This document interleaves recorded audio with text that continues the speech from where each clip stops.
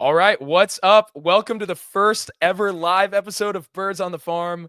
This has been a long time in the making. We've been talking about doing this for a while, and it is just so exciting to be on here. As always, I'm Sandy. I'm joined by Kareem, and we've got a totally loaded show for you guys today. It's going to be so much fun. At the end, we're hoping to take a bit of Q&A as well. So if you want to pick Kareem's brain or mine, but probably Kareem's, I get that. It's going to be a great time.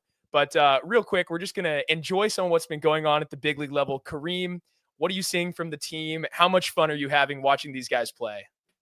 Is Brendan Donovan going to lead the league in batting average this year? He might. I mean, he's been so impressive, making a ton of quality contact, hitting the barrel. I know a lot has been made out of the torpedo bats so far this year. Brendan Donovan having one of the first models of that esque, and it's been cool to see him just consistently hit the ball on the sweet spot, make a lot of quality contact, and yeah, a lot of fun in terms of offensive production. The Cardinals are leading the league in a bunch of offensive categories right now. Brant Brown, absolute stud, right? Dude, I'm having the time of my life watching these guys, and they're doing it against good pitching. It was Skeens, Nola, Wheeler, Valdez. I mean, does it get better than this? You got everybody chipping in. Pedro Pajes even is chipping in. I mean, is any of this sustainable? Pozo. Yeah, seriously. Is any of this sustainable, Kareem? Yeah, I mean, we've talked about it on this podcast. There's so many guys with the talent to be, above average contributors at the next level. And we've seen it so far. Victor Scott, Jordan Walker, both have, got off to pretty solid starts offensively, I would say. Brendan Donovan, we talked about him already. Sure. Is he taking that next step up from a solid regular to a plus kind of contributor? Awesome. Nolan Gorman, I know he had the injury that he dealt with, but I think he's taking good at bats. The power has been there. Just all around. We talk about Pedro Pajes, Joel Pozo. I mean, throughout the whole roster, it feels like everyone is contributing offensively, aside from maybe Wilson Contreras. He got off to a slow start, but overall, have to be impressed with what we've seen out of the Cardinals offense so far this year. Hopefully the pitching can start to, perform a little bit better. I know that they're capable of so much more. But yeah, I think the Cardinals, they're 500 right now, but I'm honestly encouraged by what I've seen so far. And I think this team could certainly be around, 500 or a little bit more if, they can keep this up at the end of the year. Yeah, 500 with some fluky losses, not a lot of fluky wins, some convincing play. They're doing it all without Ivan Herrera, who in the week he played at the beginning of the year was the best hitter on the planet. Now, granted, it's a small sample size, but he was awesome. I mean, there's so much to enjoy here. But unfortunately, Kareem, we're going to have to pump the brakes a bit because today we're going to be leading off Birds on the Farm with injury talk. I know. Everybody get ready. It's not great right now. Unfortunately, there's a lot of bad stuff going on at the minor league level. The major league level is very fun. We'll be having a little less fun to start this podcast. So let's just get right into it. Major injuries to major prospects. What do you got here? Yeah, I mean, the latest injury, Quinn Mathews was placed on the 7-day IL a couple of days ago with left shoulder soreness. Timetable TBD so far, but just another injury to a Cardinals top pitching prospect. It feels like over the past couple of years, that's happened a lot, whether it be, Quinn Mathews now, but Tink has dealt with injuries, is currently on the 60-day IL with a rib cage strain. Cooper Hjerpe is currently on the IL, has dealt with some elbow stuff. His first professional season, he had a cleanup surgery. Last year, he missed a sizable amount of time with inflammation. We don't know the severity of Jerpy's injury just yet. Haven't heard a thing on that. But obviously, with Quinn Mathews now going down, it feels like the world is just falling apart. Like every Cardinals pitching prospect is hurt. And now, the cream of the crop, the guy that, ascended last year throughout the whole system. It really sucks. I watched his last start. His fastball velocity was way down. He averaged 92.6 miles an hour, which was down from his season average of 94.5 heading into that start. And he didn't even top out at 94.5, which was his average velocity before the game. So I knew that there was something up, and it sucks to see that this is an actual injury, and Mathews is going to miss some time. Obviously, he's been an absolute workhorse over the past couple seasons, whether it be for Stanford. He obviously had that infamous 156 pitch game last year in the Cardinals organization. It felt like he must have ranked among the top in minor league baseball in terms of innings. He was consistently going right 6 innings. So a lot of volume these past couple of years for Quinn Mathews, and I expect the Cardinals to be careful with him, as they have been with a lot of their pitching prospects. We just talked about Cooper Hjerpe last year on our podcast. He talked about how he had that inflammation. He didn't deem it to be something super serious, but the Cardinals were really diligent with him, and especially considering Mathews and how much of a workhorse he's been over these past few years. I feel like the Cardinals are going to be careful with him, and I think that's the smart decision. Hopefully there's nothing structural going on. It's just soreness, and as in the next couple of weeks or month or whatever the timetable is, he can get back to pitching at peak performance, because Quinn Mathews is one of the more talented arms in the system. My top ranked pitching prospect in the system. And it would obviously suck to see him miss a lot of time this year. Yeah, I think it's just so brutal because, like, I was looking at Quinn Mathews as the most durable of those guys. Because, I mean, we'll get to Tink Hence, we'll get to that injury, but it feels like there's always something going on lately with Tink Hence, and we're super excited about the ceiling there, but that's tough. Takcoa Roby has a scary injury history, and he's the only guy that's not hurt right now, but you could argue he's got the scariest track record of injuries with some of the shoulder stuff, and Cooper Jerpy has these elbow problems, and so you're looking at Quinn Mathews as kind of the dog, the workhorse, the guy that's, going to pitch 150 innings for you in the minor leagues and reach the majors this year. We were talking about him joining the rotation in early June or even earlier over on Dealing the Cards. So it really stings to see him go down, especially when it looks like there could be an opening at some point soon on the major league roster with how Miles Michaelis has pitched to this point, but we don't have to get into that. It just sucks. It sucks to see him go down. You really do want to see an arm like that. And a guy that I think people would have said, that's a durable arm. That's a strong arm. You want to see those guys stay healthy. And when they go down, it's a surprise. I mean, it was definitely like shocking to me to see that injury news. But yeah, you go. Yeah, I was going to say, when people make the claim that pitching prospects don't exist, this is the reason why. There's so many injuries. These arms are so volatile. And firsthand, I think Cardinals fans have experienced it with a lot of their top pitching prospects. And even, in the past, when you look at someone like Alex Reyes, never able to fulfill that upside of a potential, top of the rotation starter, was one of the top prospects in all of baseball, but got hurt a lot. And I don't believe he's on a major league team right now. So those injuries have really derailed his career. And you obviously cross your fingers that the Cardinals' top pitching prospects don't end up in that vein where it hurts their career, and they aren't able to have a longevity as an MLB pitcher. But hopefully with Mathews especially, this shoulder soreness isn't something that's going to linger. I know that someone we're going to talk about a little bit later in the show, Takcoa Roby, he's dealt with some shoulder stuff that's lingered.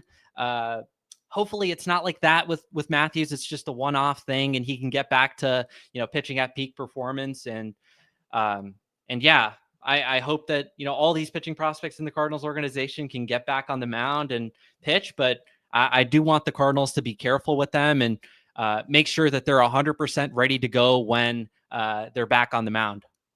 Yeah, couldn't agree more. Let's get into the Tink Hence injury news. I know that's been out here for a little while, but just for those of us who haven't been up with it, as much, Kareem, what do you have here? He's on the 60-day IL, which really sucks. It is going to be a while before we see him back. So also, thanks for joining our membership program, Clayton Hopfinger. We appreciate that so much. That's my guy. Absolutely, dude. Let's go. So thanks for joining up with us. So Kareem, what do you have for Tink Hence here? Yeah, so Tink Hence, he was placed on the 60-day IL. So haven't been able to see him pitch. He was assigned to Memphis, so AAA, but he started the season on a 60-day IL, and that's with a rib cage strain. So at least that's not arm related, but Hence dealt with injuries last year, the back and lat discomfort that he that sidelined him for a chunk of the season, and now having this rib cage strain. Um, Looking back at spring training, the appearances that we saw him, it didn't seem like he was hurt or dealing with anything. But we've mentioned this before, but the fastball specs for Tink weren't particularly what we had seen in the past. He wasn't extending down the mound as well as he had previously done. The vertical release was up, arm slot a little bit higher. So there's some mechanical stuff going on there too, that the Cardinals are working on with him. But the IL placement kind of caught me off guard. I didn't think he was hurt just watching him in spring training. But hopefully, we can see him at some point this year. The 60-day IL placement is going to sideline him for a sizable amount of time so far this year, at least next couple months. But hopefully it's not too much longer after that until we see him and he can get back to pitching at, peak performance. And yeah, it sucks to be talking about all these injuries, but yeah, it's just the name of the game at this point. Injuries are going to happen to pitchers, and it sucks that we're the ones that are dealing with it right now. But hopefully there's light at the end of the tunnel, and we can see these guys back as contributors. Yeah, for sure. Just seeing him hit the 60-day was like a gut punch. I mean, you can kind of deal with some of these shorter stints, but 60-day really stinks because I think, one of the goals we set out for Hence, at least in our, private conversations off this, was we just would love to see him get a whole season of work in. You want to see him like prove that he's got the durability to be a starter. And this just, I mean, in my opinion, this definitely increases the bullpen risk, I think, with a guy like Hence, which really sucks because he's got an elite arsenal. Like the ceiling is so high. I saw one evaluator in particular say that he thought Hence had one of his favorite arsenals of anybody in minor league baseball. Like that's really high praise from a national writer. And so it really sucks to see that happen. Definitely very bummed about that. There are two other guys that also have injuries right now, which is Lynn and Holiday. Should we be really concerned about either of those? I know we haven't seen a lot from Holiday yet, newer to the organization, but let us know there. We haven't been told what the injuries are for those two guys. They've been placed on the 7-day IL, as opposed to, we just talked about Tink Hence where it was 60 days. So, I mean, this could be precautionary for all we know. Holiday was one of the, he was an absolute workhorse. We talk about Quinn Mathews as a workhorse at college. Holiday was a workhorse last year for Oklahoma State before his draft selection. So maybe they're being a little bit slow with him to build him back up. But we don't know the severity of these injuries, when they're going to be back, the timeline. So I'll be paying extra close to see what's happening in that regard. But hopefully it's nothing serious and we can see them back in action pretty quickly. Well, the good thing is we got our bad news out of the way. So I'm sorry, those first 10 minutes, very disheartening. But hey, there's so much good stuff to talk about today too, and we can't wait to get into that. So let's just jump straight in. We've got great news coming out of Springfield. Some top prospects are showing out. Takcoa Roby, the only guy in that big four pitching, group that's still healthy, has been on a tear to start the season. What have you seen from him, and why is it standing out to you? Yeah, Roby, we talk about some of the injuries. Last year was sidelined with a shoulder injury, through only 10 starts last year. And his stuff it wasn't like his velocity was particularly down at the start of the season. When he got back to Palm Beach, it was a little bit lower. But I thought that so far this year, and it's backed up by the spring training data that we have, he's getting more life on that fastball. And in his first couple starts, that has really played. His fastball shape, execution has been there. Velocity there too, 96 to 97, been up to 98 miles an hour on that heater. And I think that's going to be really key for him. We obviously know the feel for the big downer curveball that he has, but he's still working on that slider and changeup. So it's still a fastball heavy approach on the mound. So it's really important for him to have ride on that pitch. And I think he's doing a better job of getting more consistent ride on that pitch. The life has been there. Just watching the video, obviously we don't have the data from the 2 starts in Springfield in terms of induced vertical break, but in spring training, at least it was up. And so far this season, just watching him, it seems like the life is there. And in terms of production, I mean, he generated a 34.8% whiff rate on the heater his last start. And I think the biggest thing for him, just watching him last year, he struggled against righties using that pitch. A lot of damage, not a ton of whiff. And to see the whiff rates get back up to where I know they can be, the fastball getting more life at that velocity, I think that's just great to see. As I talked about, I do think there's still room for growth in terms of his arsenal. I think that he has a lot of potential within his arsenal, and we've talked about that a lot. But I think there's room for growth in terms of finding more feel for that slider. It's almost like a cutter slider hybrid, I would say, a little bit harder, around 90 miles an hour. I wouldn't be opposed to seeing him dial it back just a little bit to get more vertical break, downward tilt on that slider. But overall, I really like what I've seen so far. It's been 8 innings, only 5 hits, no runs, just 1 walk compared to 10 strikeouts on the season between his 2 starts. And as I said, the biggest thing with him is making sure that fastball quality is good. And it has been so far this year. The results have been great. And that's great to see so far. Yeah, I mean, super exciting. And before we get into some of these guys on the position player side, we're going to get a quick message from one of our sponsors, 314 Sports Cards and Collectibles, located at 9640 Olive Boulevard in Olivet. They're open 10 to 6 Monday through Friday, 10 to 4 on Saturday and Sunday. They buy, sell, trade all sorts of sports cards, Pokemon cards, really anything you're looking for, they've got it. They have the best selection of packs, boxes, single cards, whether you're looking for local players or stars from around the league, they have everything. I know Andrew over on Dealing the Cards loves 314. He does pack openings on the show. It's a ton of fun. He's spending a lot of money over there these days. Seriously, go check them out. It's addicting. It's super fun to be there. We love them. They do some great work. Tell them we sent you in.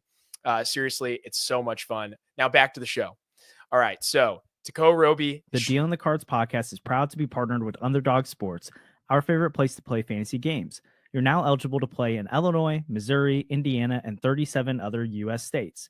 You got to check out Pick'em. It's so easy to play. You just pick 2 to 8 stats of your favorite players and choose whether they'll go higher or lower. You can win 20 times your money by going 5 for 5. If that sounds like fun, sign up with our promo code CARDS to claim your first free pick plus first-time deposit offer up to $1,000 in bonus cash. We can't wait to see your entries.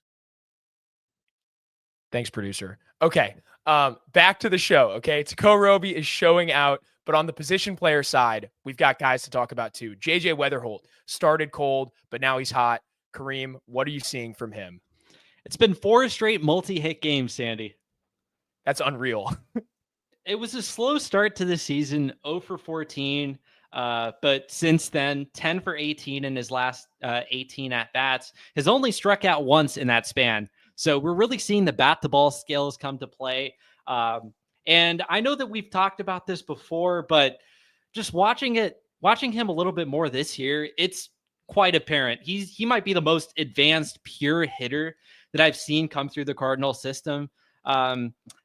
He's not always going to reach base. You know, he's not, it's not like a video game player with JJ Weatherholt, but this is someone that's constantly taking competitive at-bats. And I think that is so important, especially as he creeps up, gets to the major league level. Weatherholt's going to be, he just never looks overmatched at the plate. And that's just so impressive. Someone that is just heading into his first full professional season and is taking the kind of at-bats that he does. It's just spectacular. The batted ball profile thus far has been similar to what we had seen at Palm Beach. A lot of line drives.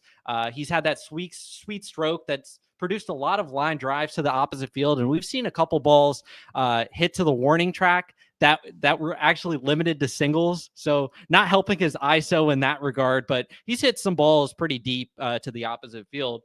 But the power production in general, I do want to see a little bit more of him hitting the ball in the air. He's not always going to get it to his pull side, his swing is not catered to consistently loft the ball to his pull side, but even to the opposite field, he has that kind of power.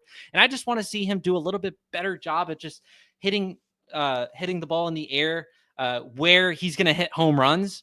But other than that, as far as just a bat to ball sense, as I said, the at bats, consistently taking competitive at bats, and spraying the ball all over the field, hitting a lot of line drives. You could see why evaluators think that this is going to be someone that's going to hit for a high average at the next level. But yeah, very impressed so far. And he is playing shortstop like he did at the end of the season for Palm Beach, but he did play one game at second base. So maybe we're seeing the Cardinals play him at some other spots. Hasn't played third base just yet, but obviously in terms of if he can handle shortstop, he's going to be able to handle those other positions, and having that versatility is going to be key for him. But overall, been really impressed with just his contact ability, spraying line drives, power production. It's a small sample, still somewhat. You want to see a little bit more out there for his kind of profile, but this is someone, regardless of if the power production is there or not, he's going to be a productive offensive player. And over the past few games, it's been awesome to watch him string together 4 consecutive multi-hit games. I mean, that's unreal. Hopefully he can keep this up this week.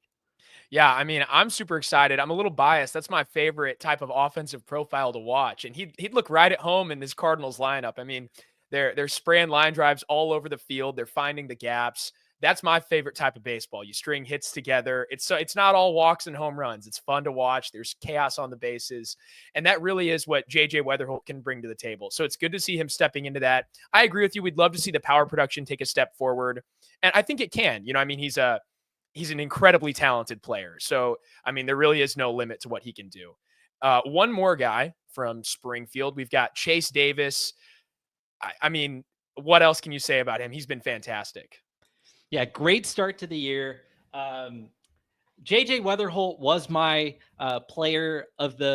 position player of the week at the Springfield level, but Chase Davis was right there with him, man. And when you factor in the kind of defensive highlights that he was making too, he had such a special week. I think the biggest thing with him in terms of ascending to that upper echelon of prospects is just that consistent power production. We saw it in spurts in 2024. Obviously, we talked about at the end of his Palm Beach tenure, him being such a feared hitter, a lot of home runs. And, so far at Springfield, we've seen that. And he's hitting the ball to the opposite field with authority. It's been fun to watch him. Guys, I'm so sorry. Can you hear me? Yeah. Cooper Hjerpe underwent Tommy John surgery today. No. We were done with the injuries, Andrew. No. Oh no. This is rough. This is rough live. All right. Passing button sucks. All right. So we got the breaking news. Jerpy's dealt with some elbow stuff. Had a cleanup procedure on his elbow a couple years ago. Last year had elbow inflammation. It seems like the elbow has finally broken down, and he will be having Tommy John surgery, which is, it's tough to see, but hopefully with the surgery, he can get that elbow cleaned up 100%. And, we're not dealing with any of the, elbow injuries that he faced in the past, whether it be the cleanup procedure. It wasn't, elbow didn't seem to be 100%. So hopefully he can put that aside, and next year he's back. But that's some tough news. I know we've talked about some injuries so far, and to have this news come out, it's obviously disappointing, and he's not going to be pitching this year, which is really sad because, I mean, aside from Quinn Mathews, he was my top pitching prospect, and we've talked about it before. I think he has the highest potential, and man, it sucks hearing this. Yeah, this is awful. We got to talk to Kyle earlier, right before the season, and he just raved about Cooper and all the great stuff about him, how difficult it is for hitters to square him up. So this just sucks. We always wondered when we get, I put that in the chat. We always wonder when we get one of these big, like, breaking news moments on stream, and this is not the one you want to get. So that is absolutely for an injury episode too. Yeah. We just finished talking about the injury, but I mean, I think you're right. In some way, like he's going to miss the rest of the year, which really sucks. So we won't see him pitch at all. In some way, like it might be nice to, I guess, get as clean a start as you're going to get in that elbow. You know, I mean, Tommy John doesn't necessarily mean like the end of a prospect's career or anything like that. So he's still going to be a really talented guy. That just really sucks. Look, I talked about it in my report for Jerpy. I hope the Cardinals don't pigeonhole him into a reliever. I do think that he's got all the stuff to be a potential mid-rotation starter, and even more than that. The upside's just huge. I mean, a lot of people look at him as just a loogie lefty fastball sweeper guy, but his changeup's such a good pitch. His feel for the cutter last year took a lot of growth. Working with Jason Isringhausen on that pitch, it's just a complete arsenal. Fastball quality is there from a really low slot, vertical approach angle elite. Velocity was up last year, 91 to 94 miles per hour. Man, it's really disappointing, but have to hope that Jerpy puts these, elbow issues aside, and starting next year, we can see him 100% back to, the pitcher that, got the Cardinals excited in college, and, in the time that, he's been pitching in the organization, frankly.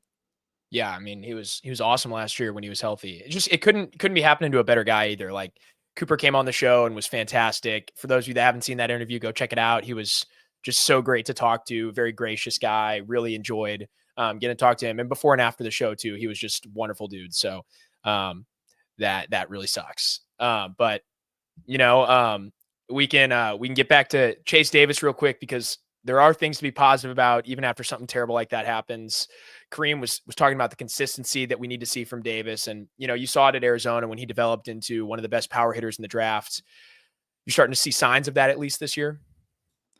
Yeah, I am. It is a very small sample, but going back on Chase Davis, I think the difference between him being like a 6-7 hitter type to a true middle of the order threat, one that's going to be a top, 100 prospect in baseball. And, the kind of bat that, Cardinals fans saw out of Arizona, where you see the kind of power production he hasn't fully translated. I thought that there were signs of him getting to that power last year. And I still think that this is still one of the top power bats in the organization, but having a little bit more consistency with the barrel and not just to the pull side. We've seen this year him be able to hit the ball to the opposite field with authority too.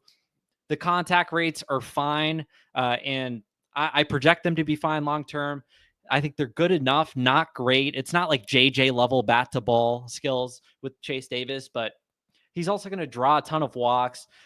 In that regard, I mean, so far this year, 19.6% walk rate. He just had a game where he had a 3-walk performance.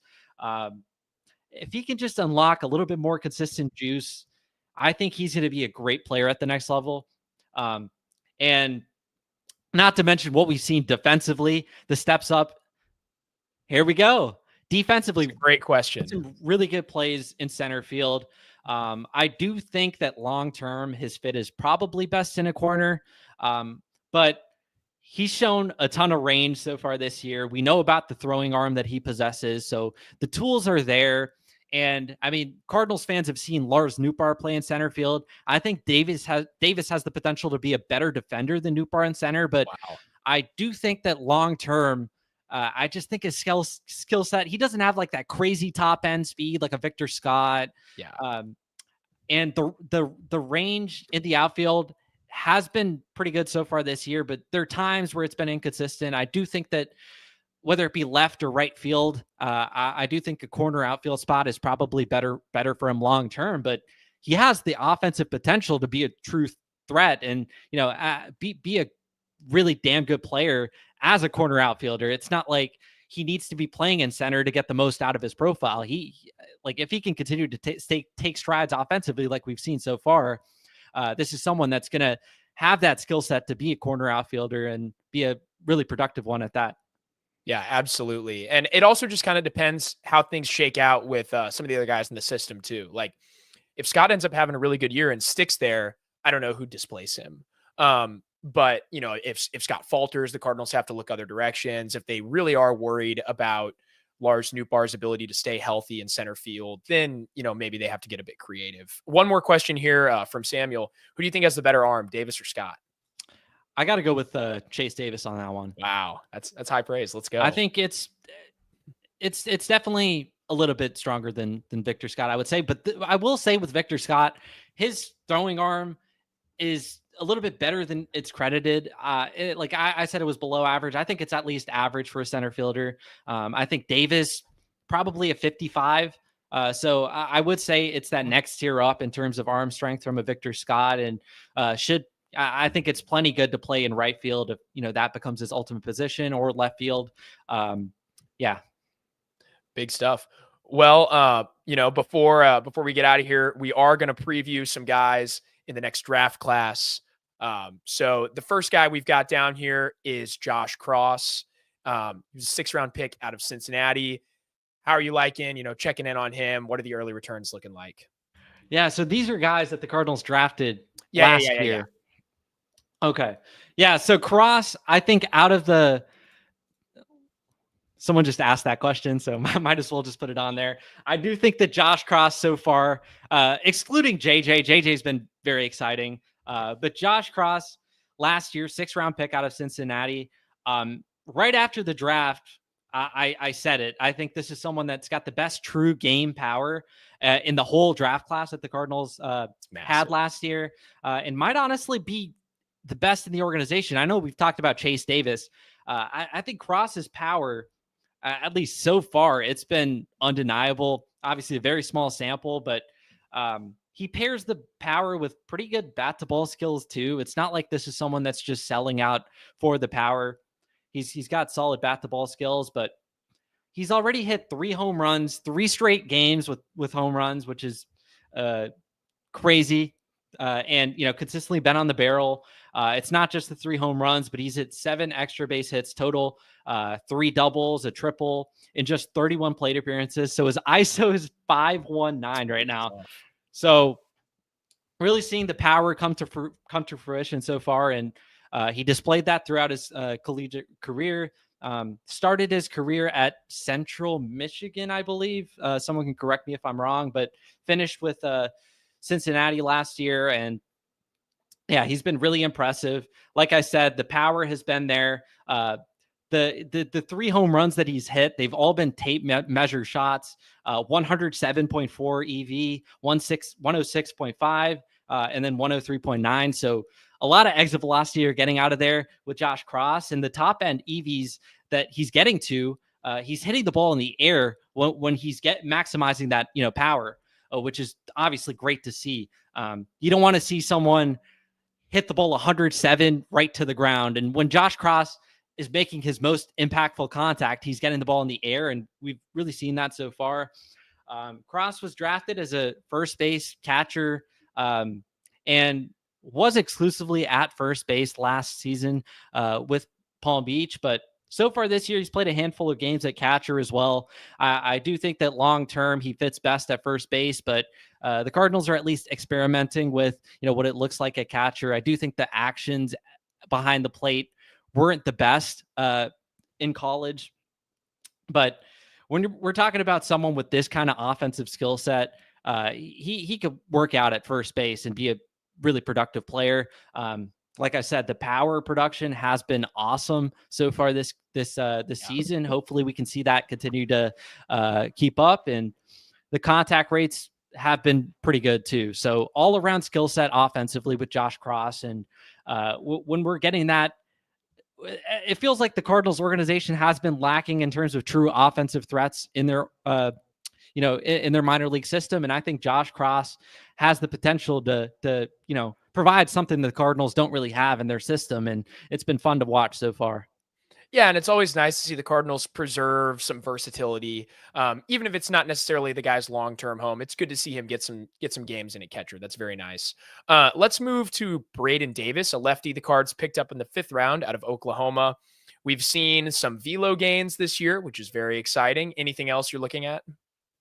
Yeah, I think the key thing with him is just watching that velocity creep up. Last year, fastball sat 91.6 miles an hour. So far this year, he's pushed towards 93. It's been around 92.8 on average. Sweet. And it's still above average vertical ride on that heater, 17.5 inches of induced vertical break, and it's from a lower than average release height. We talk about those carry fastballs.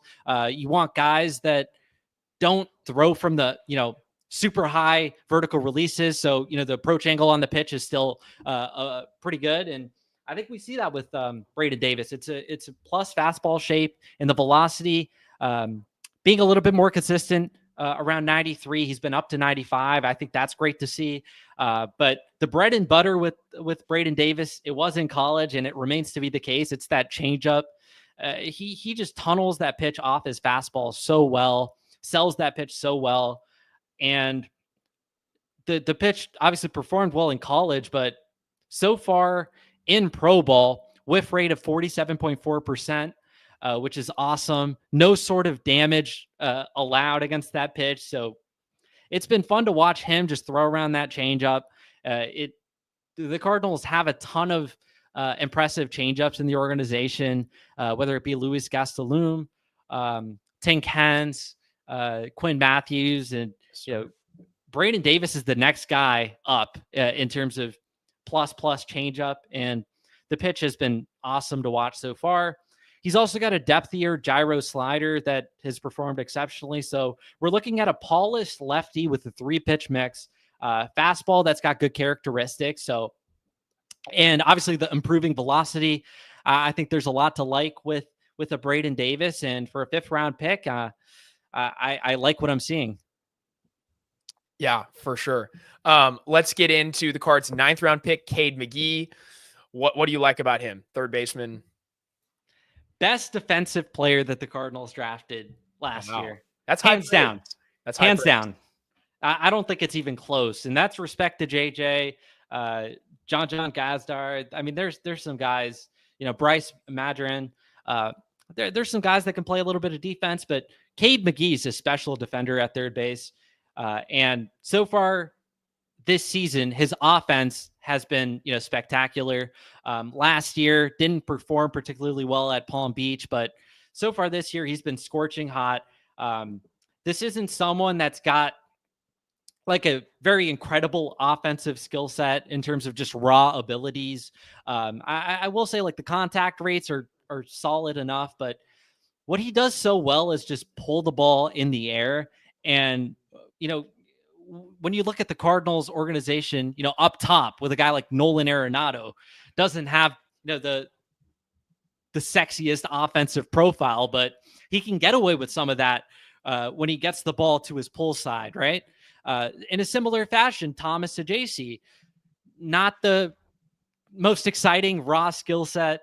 The contact rates are solid, but this isn't someone that you would think would be this, really productive offensive player. And it's not to say I think Cade McGee is that level of an offensive contributor at the next level. I mean, this is a 9th round pick, and he's still got a ways to go. But I do think that when you have that ability to pull the ball in the air, he's been getting to the barrel consistently enough for his power to, for that power to work out in game. And when you pair that with the defensive skills that he provides at third base, I think he's a fun prospect, and someone that I'm definitely going to be watching.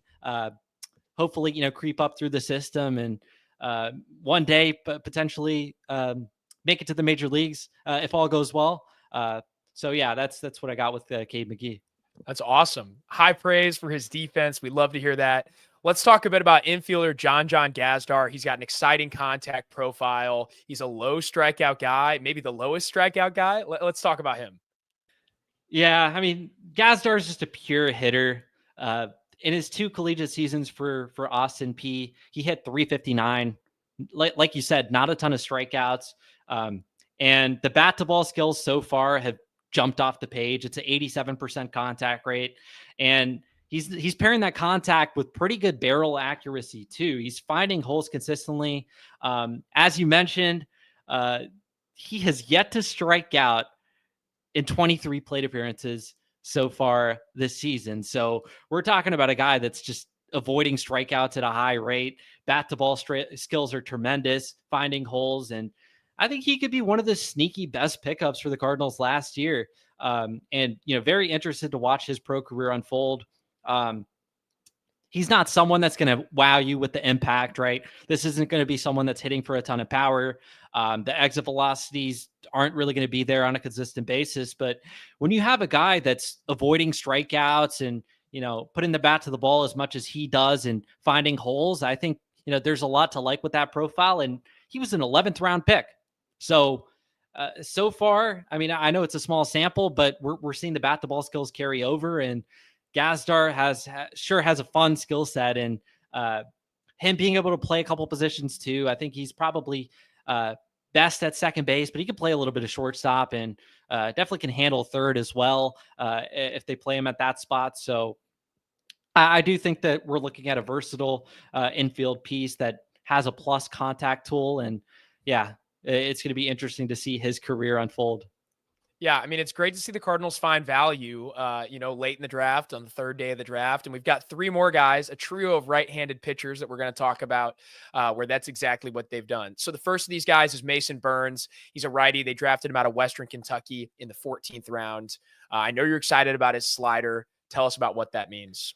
Yeah, I mean, his slider's filthy. I think it's already one of the best sliders in the Cardinals organization. It's a two-plane shape at 84 miles an hour. Gets your typical, 4 to 5 inches of horizontal break for a slider, but he has elite depth on that pitch. It's almost like a death ball-esque kind of pitch, and is thrown from a really high, vertical release. I think it's a 6.4 foot vertical release height. So insanely steep vertical approach angle on that pitch when he's able to locate it in the lower third of the zone. And so far this year, 55.6% whiff rate on that pitch. And it's not like that's a secondary pitch. He's leaning on it as his primary pitch, thrown 40 something percent of the time. I don't have it in my notes, but he's throwing the pitch a lot, and he's working his fastball. I think it's been good, not great. I think the fastball is in the mid 90s, gets 16 inches of vert, 12 inches of horizontal. So ride run profile with good velocity. Velocity is actually up a little bit from college at Western Kentucky. He lived around 93 last year, and the pitch has been 94. He's flashing some 95. So good to see the velocity up a little bit. The slider is absolutely filthy, and I think that this is someone that could be one of the Cardinals' premier relief pitching prospects in the organization. The more we watch him and get a feel for what his stuff's going to look like at the minor league level. That's huge. Do you think that as he gets to more competitive leagues against better prospects, is he going to have to develop something besides his slider? Will guys be able to just spit on that? Or is it so good, so what's the word? Deceptive, that guys are still going to keep swinging at it, even if he's, putting it out of the zone? You know what? That's a good point.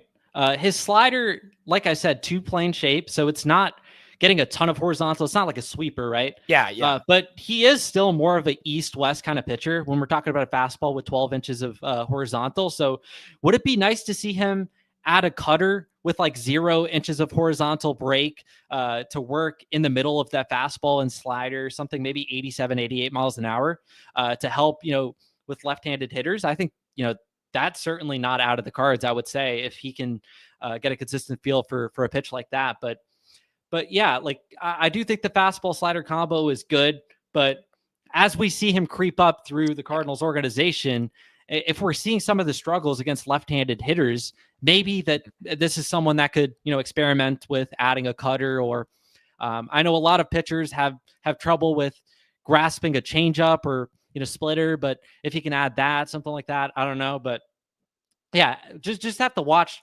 what his production is like throughout the Cardinals organization. If left-hand hitters are finding more success against him as he creeps up through the system, I do think that this is someone that could, add a cutter or change up. And I mean, Cooper Jerpy talked about this on our podcast with him, but you can never have enough, different looks that you can give to a hitter. And I think especially for someone that's east-west, that could help him for sure.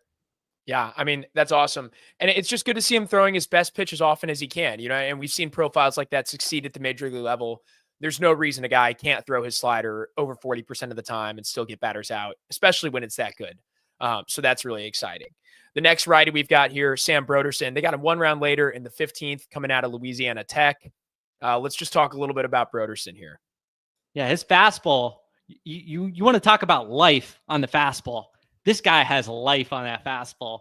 Ton of vert, 19 inches of vert on average so far. And he's been around 92 miles an hour. I do think that we can see him get a little bit more consistently to that 95 range. He was around 93 last year in college, so it's a little bit down.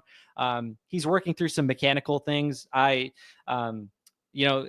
talk about his slider, but Sam told me that, there's some mechanical stuff that's going on with him a little bit different. He's getting on the side a little bit more.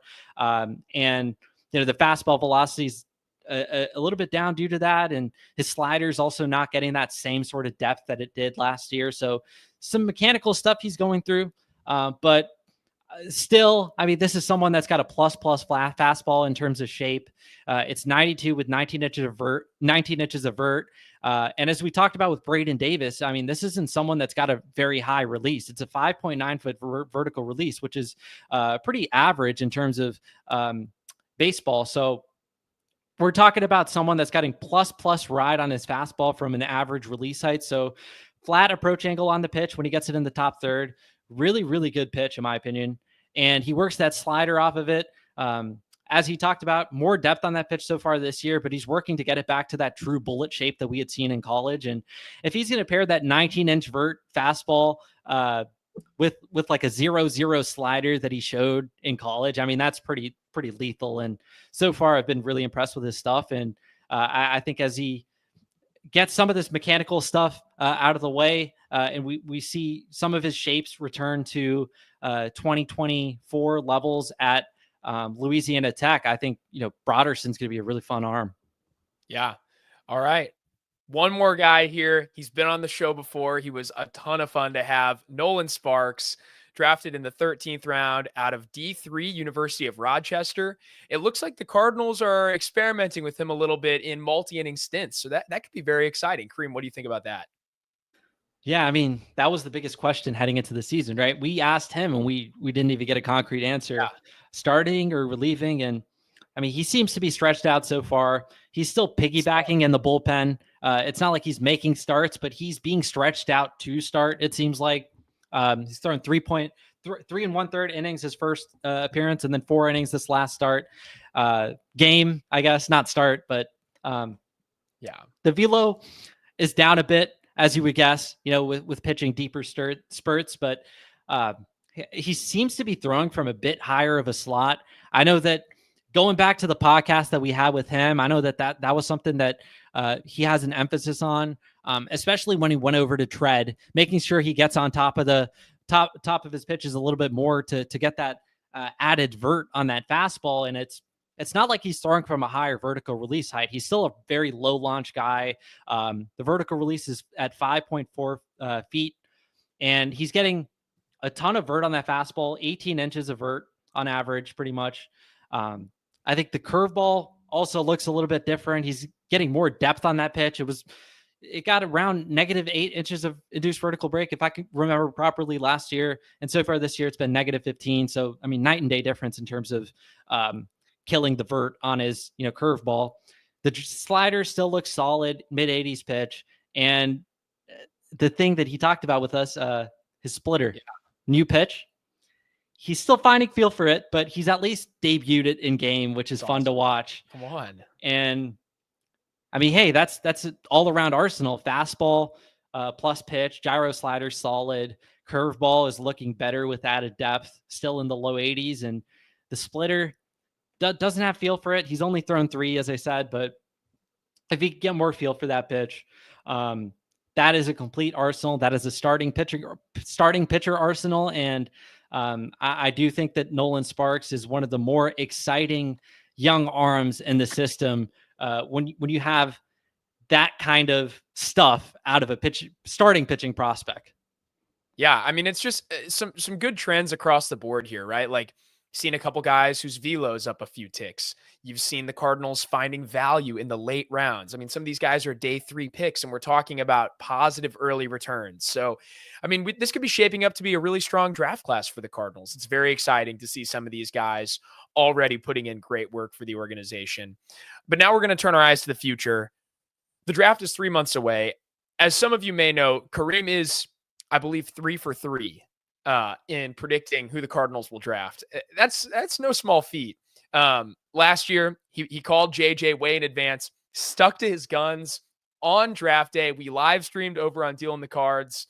Some people thought JJ might go number 1. He slips to the Cardinals. They get him at 7. Kareem was right again. You don't have to commit to anything yet, Kareem. We've still got a lot of time before the draft. These guys have a lot more tape to put in, especially these guys in college. They've got, half their seasons left. Who are you looking at for the Cardinals? I know it's a weaker top of the draft, but who are your favorite guys? Who should they be targeting? We're going to be drafting high this year. So what do you think? Sandy, the first thing that jumps off, I hate this class, man. I know. At the top of the class, I hate it. Yeah. There are a couple guys that I would consider as blue chip talents. I know in the past we've talked about Jamie Arnold.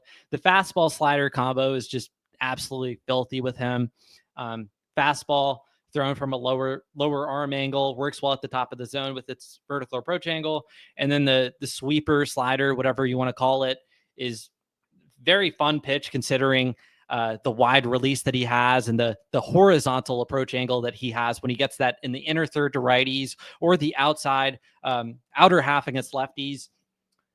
But I mean, heading into the season, he was only fastball slider, right?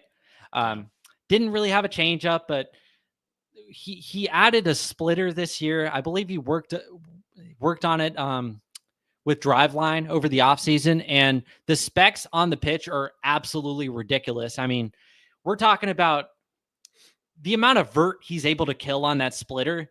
It's outlier. It's crazy. I don't know if he's going to be able to command that pitch at a high enough level for it to play as a true plus pitch or anything, but it's just it's such a unique, special pitch. And to add that along with the fastball and slider that were already, I would say, 60 pitches, or 60 grade pitches, right? That's just a fun arsenal all around. And unfortunately, I don't think Arnold's going to make it at 5. I think off the board, yeah. Especially with the development of his splitter, I think there's just too much to like with Jamie Arnold, and I wouldn't expect him to be there. He's definitely one of my blue chip talents in this class, and I would say the lone college true blue chip player in this year's class. Wow. There's some guys that I really like in the mid first round range, late first round range, but I think Arnold's the only true top first round talent in terms of college players, and doesn't seem like he's going to make it to 5, unfortunately. But another guy, Seth Hernandez, high school pitcher. I like this name. High school pitcher. Will he be the first high school pitcher to go first overall? I hope not. And the Cardinals can draft him. So I mean, he's very, very talented, man. Athletic, advanced righty. He's got feel for a fastball, a slider, cutter hybrid, plus changeup, and a curveball that he spins really well. So all around arsenal. Fastball has been up to triple digits, but sits in the mid 90s. Gets up to the high 90s pretty consistently too. And in terms of just prep pitching prospects, he's the cream of the crop. This is what you look for in prep pitching prospects. The stuff is there. He's controlling his arsenal really well. It's 4 pitches. Pitchability, like I said, is there. It's just, I think that he's a blue chipper in this year's class. And I wouldn't expect him to make it to 5, but if there was a scenario where this guy fell to 5, I would be ecstatic if the Cardinals picked him. And I'm usually someone that's a little bit wary on high school pitchers. I think Seth Hernandez is special. So I think those are the two guys up top that I really like. Not expecting them to be there at 5, but the teams that are getting them, I think that you're getting the two true blue chip talents in this year's class, and there isn't any besides those two at this point. You could make an argument for someone like a Billy Carlson, or I know Gavin Feen is getting a lot of attention right now. Exit velocities have been incredible, and he's making a lot more contact than someone like an Ethan Holiday or Xavier Nayans. I think he could push himself into that top first round consideration, but I really like Jamie Arnold and Seth Hernandez. Those are my two guys up top, but again, not expecting them to be there. But there's still some solid guys after that, but definitely a tier down. I think the first name that I think of is Tyler Bremner out of UC Santa Barbara. The results haven't been in par with his previous season, but I still think that there's a lot to like. You talk about like the athleticism that this guy has, feel for 3 pitches. The fastball has gotten hit a little bit, but he has plus velo on that pitch. The slider, a little bit underperforming this year, but I think it's a solid gyro shape. And then the calling card for him is that 70 grade changeup. It's an absolute beautiful pitch. But all around pitchability is there. The Cardinals love their West Coast pitchers in the draft. We're talking about Cooper Jerpy, Michael McGreevy, Max Rajic, Bryson Motts, Eshawn Henderson, Andre Palante. They've targeted a lot of West Coast college pitchers in the draft recently, and Tyler Bremner would fit the mold of that. And he's athletic. I think he has a lot of traits that they like. The pitchability is certainly there, but he has more stuff than a guy like, Michael McGreevy, who was also a UC Santa Barbara alum. So yeah, I mean, I would be perfectly fine if the Cardinals, took a Tyler Bremner, but this is someone that's more of a mid-rotation talent than a true top of the rotation guy. But you can never have enough pitching prospects. I mean, you look at the Cardinals right now, we've talked about on this episode, it feels like everybody's down. So adding another guy to the mix would definitely be helpful. And then the one position player that I want to hone in on is Iva Arquette, Oregon State. He's 6'5". A lot of people think that he's going to move from shortstop, but in my humble opinion, I think he's got fluid actions at short. I think he's continued to ascend his defensive skills. I think he will stick there long term. And going back to JJ, I know JJ was a shortstop last year for West Virginia. I think Iva's actions at shortstop are better than a JJ last year. I really do think that he's going to stick at shortstop despite the frame. Could he move over? I mean, the Cardinals have Mason Wynn at shortstop right now. And if he continues to be the player that we know he can be, I don't see Iva Arquette playing shortstop, but he can handle shortstop, and he's a pretty damn good one. And paired with the defense that I like, I think the offensive profile is thunderous. I think it's above average power potential. The barrel percentage is there. EVs have been ridiculously high so far this year. Contact rates are taking a step in the wrong direction, especially recently. I'd like to see him, do a little bit better job in terms of that. But overall, when you have that offensive skill set that Iva Arquette has, the plus power, and I think it's good enough contact. He's not going to make a ton of contact. It's not like a JJ Weatherholt level, bat to ball, but I think that there's enough bat to ball in there for his power to play. And when you pair that with someone that's going to be a good defender at shortstop, I think that's a good skill set to pick. And I don't think there's a lot of true up the middle talents with, that kind of power potential in this year's class up top. And that's really what excites me about Iva Arquette. Yeah, I actually got to see him play in person this season. And I didn't even make that connection till just a second ago.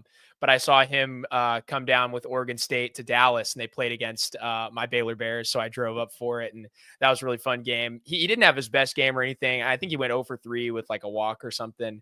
Might have struck out too. So cool to see Baylor hang with top talent like that. But it was really fun. I know I talked to some Oregon State fans who had, really good things to say about their whole roster, but his name came up a couple of times just on the concourse. So very exciting. It'd be cool to see the Cardinals take a guy like that. And I could say I've already seen him. I was doing my scouting, I was out. But it's an unfortunate time for the Cardinals to be drafting super high. Obviously better to, draft high than low. But it just stinks that it's not necessarily the strongest class all around. Could you see them going under slot potentially in the first round? Is that a viable option for them? I could. And, the closer we're getting to the draft, the more I'm realizing there's not a huge talent gap between the top players. Aside from Jamie Arnold or Seth Hernandez, who I really like, but I don't envision those two to be there. It's a lot of similar tier players. And if the Cardinals have similar grades on, some of these guys, and you can get a $1 to $2 million haircut where you can spend that money on your, whether it be second round comp B pick this year that they have, third round pick. I mean, the Cardinals are working with a lot more picks than they did, last year. Last year, they only had that first rounder and third rounder in the first 3 rounds. And this year, they actually have 4 between the first, second, the comp B, and the third round. So I think there's definitely the draft slots to be able to, potentially get a high talented high school player with one of those 3 picks after the first round. Right. And saving some money with that first round pick. I know fans will see, the Cardinals, they have a top 5 pick. You shouldn't go under slot. If there's a year to go under slot, I think it's this one. And if you can save some money on a player that you have a similar grade on, I think that would definitely be smart. Yeah. Well, the closer we get to the draft, the more Kareem's going to lock in, and eventually he will make his pick and he will go 4 for 4. Gotta believe. But this has been such a fun first live episode of Birds on the Farm. Yeah, there were ups and downs, but it was fun to be on here with you, Kareem. Really appreciate getting to do this with you. It's a ton of fun. Cooper, man. It was great to have some interaction with our chat. Unfortunately, we have bumped up over an hour, but hey, next time we're out here, if there's no devastating news that takes us 15 minutes to work through on a personal level and a podcast level, we'll have more time. So thank you guys so much for tuning in to the first live episode of Birds on the Farm. We're going to be doing this again very soon, and we'll see you guys next time.